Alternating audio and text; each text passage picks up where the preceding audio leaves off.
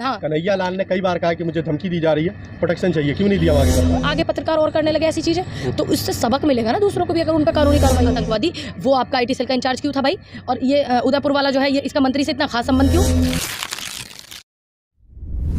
जिस तरह से राहुल गांधी जी के बयान को तोड़ मोड़ कर चलाया गया है, उस पर क्या कहेंगे आप? इन्होंने पहले से ही ऐसा करा, जैसे वो एक आलू वाला बयान था, इधर से आलू डालो इधर से सोना निकालो, उसको भी तोड़ मरोड़ के इन्होंने चलाया था। जितना पैसा इन्होंने पूरा राहुल गांधी जी को बदनाम करने में लगाया, उतना देश की उसमें लगा लेते, गरीबों में, मजदूरों में, स्वास्थ्य सुविधाओं में बेहतर कर लेते, स्कूल शिक्षा को अच्छा कर लेते तो बेहतर होता। लेकिन ये बात बयान तोड़ मरोड़ करके दिखाया, ये भी बात है। लेकिन उससे बड़ी बात यह है कि जब मुकदमा लिखा गया छत्तीसगढ़ में, छत्तीसगढ़ की पुलिस लेने के लिए आई, जो रिपोर्टर हैं रंजन जी, उनको कोऑपरेट करना चाहिए कि नहीं करना चाहिए है? वो पूरा बवाल ही खड़ा कर दिया भाई। एक पत्रकार ने इस तरीके से हमारे इतने बड़े नेता पे विपक्ष के इस तरीके की गलत, इतने बड़े टीवी चैनल में और इतने बड़े शो में एक गलत रिपोर्ट चलाने के बाद उस पर मुकदमा है, तब छत्तीसगढ़ पुलिस उसको अरेस्ट नहीं कर सकती। लेकिन अगर कोई आम कार्यकर्ता कांग्रेस का आवाज़ बुलंद करने लग जाए, आवाज़ उठाने लग जाए और सच पत्रकार सच दिखाने लग जाए तो उनको फटाक से जेल कर दी जाए। तो इसीलिए लोकतंत्र खतरे में। आप यहाँ समझिए कि एक नेता को इतना बदनाम करने की कोशिश इन्होंने करी, लेकिन वो चीज़ सामने आ गई, ठीक। और एक तरफ पत्रकार सच दिखाते हैं, उनको ये अरेस्टिंग करा देते हैं, उनको बंद करा देते हैं, जेल में कानूनी कार्रवाई करते हैं, वो भी गलत तरीके से। ये खतरनाक चीज़ है। ये आपको लगता है कि कोई पत्रकार खुद बोलेगा कि चलो मेरे पर FIR कर लिया, आ जाओ अरेस्ट कर लो? नहीं, जबरदस्ती अरेस्ट करना? नहीं, बिल्कुल नहीं। मेरी बात सुनिए, छत्तीसगढ़ पुलिस आई तो उनको सपोर्ट करना चाहिए था, ठीक है, जो भी है कानूनी कार्रवाई उसके तहत में इनको काम करना चाहिए। बचने के लिए अपना जो रास्ता मिला निकाला। उन्होंने बचने के लिए, अब एक बात बताइए, आप ऐसे काम करते क्यों जिससे कि आपको गलत बचना पड़े? अब देखिए वो गलत बच रहे हैं ना, आपको भी पता है, मुझे भी पता है कि उन्होंने बयान दिया, उन्होंने इतने बड़े शो में चलाया प्रोग्राम DNA में, तो ये एक साजिश है। आप इसको ये नहीं कह सकते हो कि ये एक गलती से हुआ है। बाद में माफी भी तो माफी मांग ली, लेकिन कानूनी अब आगे पत्रकार और करने लगे ऐसी चीज़ें, तो इससे सबक मिलेगा ना दूसरों को भी अगर उन पर कानूनी कार्रवाई होगी। हमारे देश में कानून है, कानून व्यवस्था है, संविधान है, तो क्यों नहीं हम हमारे नेता को इतनी बदनामी की इन्होंने वो करी। मान लीजिए 100 लोग सुन रहे हैं उस न्यूज़ को, 100 में से 98 लोगों ने देख लिया कि हाँ इन्होंने गलत चलाया, 2 लोगों ने नहीं देखा हो, 2 लोगों के मन में तो गलत नेगेटिविटी आ ही जाएगी ना राहुल गांधी जी प्रति। इस तरह के टीवी चैनलों में पहले भी खबरें चलाई गई हैं। देखिए पहले उन्होंने खबरें चलाई हैं, और अगर उन पर पहले ही रोक लग जाती तो आज इतने बड़े नेता को ये लोग टारगेट नहीं करते। इस तरीके का डिबेट ये लोग कराते हैं, शिक्षा पे नहीं कराते, स्वास्थ्य पे नहीं कराते, बेरोजगारी पे नहीं कराते, ये धर्मवाद पे डिबेट करते हैं, एक दूसरे की तरफ टिप्पणी करते हैं। ये डिबेट होती ही क्यों है? दूसरी बात, आपने किसी का कर्जा ले रखा है क्या जो आप तोड़ मरोड़ करके हमारे नेता को बदनाम करने के लिए लगे? इनकी हिम्मत कैसे हुई भाई मेरे नेता को बदनाम करने की? अगर इनको कोई सच बोल दे तो इनके तिरमिरे लग जाते हैं, है ना। अब इनको तकलीफ नहीं हो रही है, हमारे नेता को बदनाम कर रहे हैं। इनकी तो इतनी भी किसी की इतनी हैसियत नहीं है कि हम मेरे नेता से ही आंख से आंख मिला करके सवाल कर सकें। है इनमें किसी में इतनी हिम्मत? अगर इनमें किसी में भी इतनी हिम्मत है जो बैठ करके जहर घोलें टीवीओं पे, या जो भी ये टिप्पणी करें उल्टी सीधी इनके नेता पार्टी के सत्ताधारी के, तो ये बैठ करके क्यों नहीं राहुल गांधी जी से 10 मिनट फेस टू फेस बात करते? है इनकी किसी की हिम्मत? आपने उस टाइम में क्यों नहीं विरोध किया जब उन्होंने आलू डालो वाला फेक न्यूज़ चलाया था? देखिए प्रोपेगेंडा चलाया। आप मेरी बात सुनिए, मैं कितने दिन से एक्टिव हूँ, आप कितने दिन से मुझे देख रहे हैं? वो प्रोपेगेंडा को चले 2014 का वो प्रोपेगेंडा है, 2014 में, और आज कितना साल हो गया? कितना साल होगा? 2022 चल रहा है ना, 14 अच्छा 8 साल हो गए ना। मेरी उम्र 26 साल है, मैं उस समय 18 साल की हूँ। मेरे परिवार की अपनी भी बहुत जिम्मेदारियाँ ना, मेरे को कुछ लेना देना था उस समय किसी उस सोशल एक्टिविटी। अभी की बात करते हैं, कांग्रेस इतनी ढीली क्यों पड़ गई है? अमन चोपड़ा वाले केस में भी वो फेल हो गई और रंजन वाले केस में भी फेल हो गए। नहीं, अब एक बात बताइए, पत्रकार सुन लीजिए, देखिए एक बात बताइए, जिनकी देखिए जो अहंकारी लोग होते हैं, है ना, जो गलत चीज़ों को वो करते रहते हैं, और जिनकी सत्ता में वो है, वो तो कुछ भी कर सकते हैं। आपने देखा नहीं था AICC में घुस करके हमारे सीनियर लीडरों को पुलिस ने मारा था, और उन पुलिस वालों ने मारा था जिनकी नेम प्लेट भी नहीं थी। मैं खुद पूछ रही थी कि आपकी नेम प्लेट क्यों नहीं है, तो वो लड़का भाग गया था। तो ये इस तरीके की संविधान का गला घोटने वाली चीज़ है। अब जब ये लगी गए हैं इस चीज़ पर, हम तो फिर भी आवाज़ उठा रहे हैं ना। और कौन सी पार्टी है देश की जो आवाज़ उठा रही है, या क्षेत्रीय पार्टी कौन सी इनके विरोध में बोल रही है? इनकी बात तो गलत जो है उनको गलत कह रही है, कोई है पार्टी सिवाय हमारी पार्टी के या हमारे नेताओं के सिवा? कम से कम हम अपनी बात तो रख रहे हैं, इतनी मुश्किलों के बावजूद भी, इतनी तानाशाह होने के बावजूद भी। नहीं, जब माफी मांग ली तो क्या अरेस्ट करना जरूरी है? अब रोज चौथे 5वें दिन ऐसे ही लोग करेंगे, फिर कैसे लोग दूसरों को सीख मिलेगी कि हाँ अगर इस तरीके के गलत आप बयान चलाओगे तो कानूनी कार्रवाई हो जाती है? तो ये भी तो सीख एक मिलनी चाहिए ना लोगों को।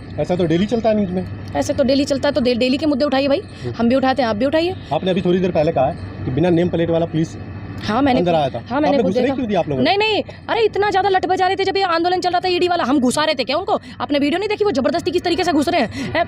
कमेटी का हमारा ये कार्यालय है, कांग्रेस का कार्यालय, इसमें अंदर घुस रहे हैं। आपने वो वीडियो नहीं देखी? वो शर्मनाक वीडियो नहीं देखी उन लोगों की? हम कह रहे हैं कि आप घुस जाओ, अब जबरदस्ती से उनकी सरकार है वो तानाशाही दिखा करके घुस रहे हैं। आप ये समझिए ना। उदयपुर वाले कांड पे आप क्या कहना चाहोगे? बहुत ही शर्मनाक हरकत है उदयपुर वाली, लेकिन ये जो एक टीवी पर बैठ करके जो जहर घोलने वाले लोग हैं, इनका बहुत बड़ा योगदान है देश की शांति को भंग करने में। दूसरी बात, मौका मिल गया था सत्ताधारी पार्टी को, सरकार के नुमाइंदों को मौका मिल गया था कि बोलने में कुछ, क्योंकि वहाँ पे सरकार राजस्थान में हमारी है, कांग्रेस की सरकार है, इन्हें बोलने का मौका मिला भी। लेकिन सच थोड़ा परेशान होता है, उथल पुथल करता है, लेकिन पराजित कभी नहीं होता। आपने देखा होगा कितने फोटो, सक्रिय सदस्य भी है भाई वो बंदा जिसने इस तरीके की हरकत करी है। उसको शर्म नाम की चीज़ नहीं, उसको कोई देश से प्यार नहीं। दूसरी बात, मेन चीज़ सबसे खतरनाक ये है कि आप देखिए जम्मू कश्मीर में जो IT सेल का इनका इंचार्ज है, IT सेल का जो मेंबर है, उसका जो है लश्कर से संबंध है, ठीक। और उदयपुर वाले जो है इनका बीजेपी से संबंध है, और वो जो IT सेल का इनका मेंबर है वो बीजेपी का IT सेल का मेंबर है जिसके लश्कर से संबंध है। सारे के सारे ये बंदे, इनके ताल्लुकात जो है भारतीय जनता पार्टी से क्यों हुए भाई? ये सवाल दे किसकी है? ये तो सरकार बताएगी ना कि आप ही के ऐसे लोगों से क्यों संबंध है। दूसरी बात, इतना बड़ा चढ़ा करके टीवी पर बोलने का मौका मिल गया ना लोगों को, बोलने लगे इनके कि वहाँ सरकार ये है वो है, और जब बाद में खुल करके पता लगा वो तो सत्ताधारी पार्टी का जो सक्रिय सदस्य मंत्रियों के साथ में घूम रहा है, उनके गले में पट्टे पहन रहा है, तो पता लग गया ना। सच परेशान हुआ था बस, वो पराजित थोड़ी हुआ। सत्ता में रहेगा सवाल उसी से होगा। हाँ तो सब देखिए, आप तो हमसे ज़्यादा हुआ। हाँ, कन्हैया लाल ने कई बार कहा कि मुझे धमकी दी जा रही है, प्रोटेक्शन चाहिए, क्यों नहीं दिया वहाँ की सरकार? देखिए वहाँ की सरकार, या तो हो सकता है बात वहाँ तक ना पहुँची हो, ऐसे भी तो हो सकता है। अब मान लीजिए मुझे लगता नहीं कि कन्हैया लाल जो है कोई वो हो, बात वहाँ तक ना पहुँची हो, कोई दिक्कत परेशानी ऐसी हो सकती है। अब उससे भी बड़ा सवाल आप केंद्र सरकार से करिए ना कि आपकी पूरे देश में सरकार है और आपके जो इनसे ही ताल्लुकात क्यों है इनके ताल्लुकात?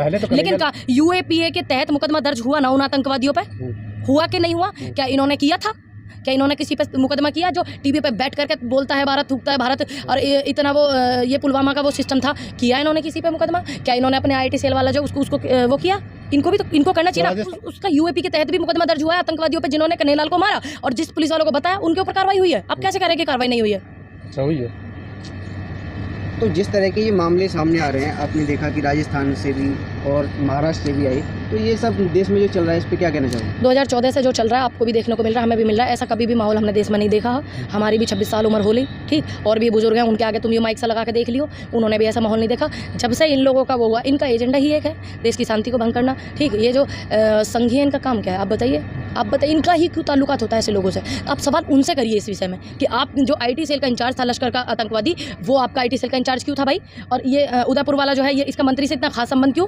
इनसे पूछे ना आप ये वाली बात। आपने देखा कि सुप्रीम कोर्ट ने टिप्पणी की थी नुपुर शर्मा को लेकर जी कि यही जिम्मेदार हैं, तो उनके खिलाफ भी कुछ लोगों ने मतलब प्रतिक्रिया दी है, मतलब कि सुप्रीम कोर्ट के खिलाफ भी स्टैंड चला दिया। सुनिए, इनका तो काम है, इनकी पावर है, सत्ता है तो कुछ भी कर सके। अब आपने देखा था अभी चीफ जस्टिस एक रिटायर हुए, उन्होंने बोला था चंद उद्योगपति और चंद अमीरों के हाथ में रह गया सिस्टम, ठीक, जो अभी रिटायर हुए हैं हाल ही फिलहाल में।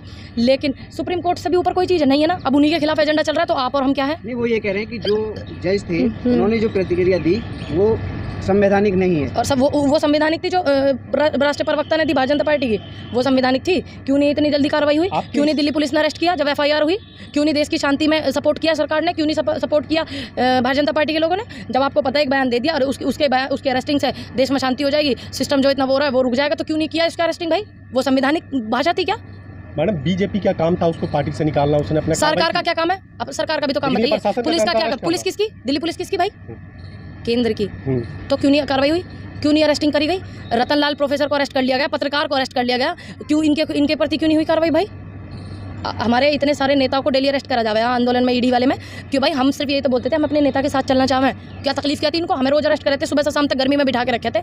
आप लोग मोहित रंजन के साथ नहीं है, मोहम्मद जुबैर के साथ है क्या? देखिए, जब जो सही व्यक्ति है मैं उसके साथ हूँ, चाहे उसमें मोहित रंजन हो और चाहे उसमें जुबैर हो, ठीक। मुझे इतना पता है कि इसमें सही कौन है, आपको भी पता है, पूरे देश को पता है। मैं संविधान को मानने वाली हूँ, मैं देश में जो संवैधानिक तरीके से कार्रवाई होती है उसको मानती हूँ, संविधान के प्रति जो नियम कायदे हैं मैं उनको मानती हूँ, चाहे इसमें मोहित हो, चाहे जुबैर हो, चाहे मैं खुद क्यों ना हो, चाहे आप क्यों ना हो। लोकतंत्र पे आपने हमला बताया, लोकतंत्र में मोहम्मद जुबैर भी है, तो क्यों नहीं उनके लिए प्रोटेस्ट करता है आप लोग? सुनिए, आप मेरी बात सुनिए। अभी आपने देखा था ये जो आतंकवादी हैं, क्या आपको मना किया कि आप जुबैर के लिए वो मत कीजिए आंदोलन? मना किया क्या आपको? क्यों नहीं आवाज़ उठाई आपने? उठाते आप लोग आवाज़। अगर हम लोग सपोर्ट करने के लिए, क्या उनके घर वालों ने उठाई आवाज़? नहीं, उनके घर वालों ने क्यों नहीं आवाज़ उठाई? उठाते। और आप कैसे कह रहे हैं कि हमने आवाज़ नहीं उठाई? आप हमारा सोशल अकाउंट चेक करके देखिए, कैसे कह रहे हैं आपकी नहीं उठाई है? जब आगे उनके लोग चलेंगे तभी तो हम उनके साथ चलेंगे, जब वो तो बोलने के लिए तैयार ही नहीं है। हम तो बोल रहे हैं जो संवैधानिक रूप से कार्रवाई है होनी चाहिए, नहीं है तो आपको नहीं करनी चाहिए। ये कहाँ का नियम कायदा कानून है कि 4 साल पहले का कोई मुकदमा और अरेस्टिंग आप अब कर रहे हो? हैं बताइए कहाँ का? पप्पू यादव का नहीं देखा था आपने?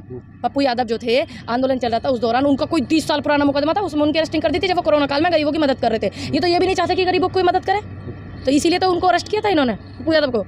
आपने देखा कि अग्निपथ को लेके काफ़ी बवाल मचा, लेकिन अभी फिलहाल वो मामला ठंडा सब पड़ गया है। नहीं, आप कैसे कह रहे हैं? आप देखिए ना, हरियाणा, पंजाब में और बिहार में और उत्तर प्रदेश के इधर वाले क्षेत्रों में कौन कह रहा है ठंडा पड़ गया? कांग्रेस ठंडी पड़ गई है अग्निपथ को लेकर के। आपको कैसे? कल अंबाजी रोती थी, अब रोना बंद हो गया। सुन लीजिए, आप क्या आप चाहते हैं हमेशा रोते रहे? रोने वाला व्यक्ति कभी भी कमजोर नहीं होता, बस वो दिल का साफ होता है। अब अलका लांबा जी ने इतनी आवाज़ उठाई है और अभी भी उठाई, बीबीपीसी कर रही है, और क्या करें आप बताइए? लड़के आते हैं उनको सपोर्ट करती हैं, जो अपनी हक की आवाज़ ईमानदारी से उठाते हैं। अग्निपथ के खिलाफ आपने सत्याग्रह चलाया तो उसका कुछ असर दिखा नहीं? आपको पता नहीं दिखा? विधानसभा हम संवैधानिक रूप से तो करेंगे, या लड़ाई झगड़े करें इनकी तरह डंडे लेके आए? हमने संवैधानिक रूप से ज्ञापन दिया, विधानसभा पे ज्ञापन दिया पूरे देश में। आप कैसे कह रहे हैं कि नहीं सत्याग्रह कामयाब रहा? हम अपनी आवाज़ को रखी तो सकते हैं, इनकी तरह थोड़ी लठ बजावेंगे।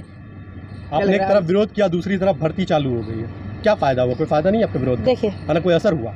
जो 63-65 लड़के मरे उनके बारे में भी सोचिए, जो प्रभावित होकर के मरे। भर्ती उनकी एक मजबूरी भी हो रही है इस टाइम, ठीक है, और कुछ ही भर्ती चालू हुई, इतनी नहीं जितनी आप समझ रहे हैं।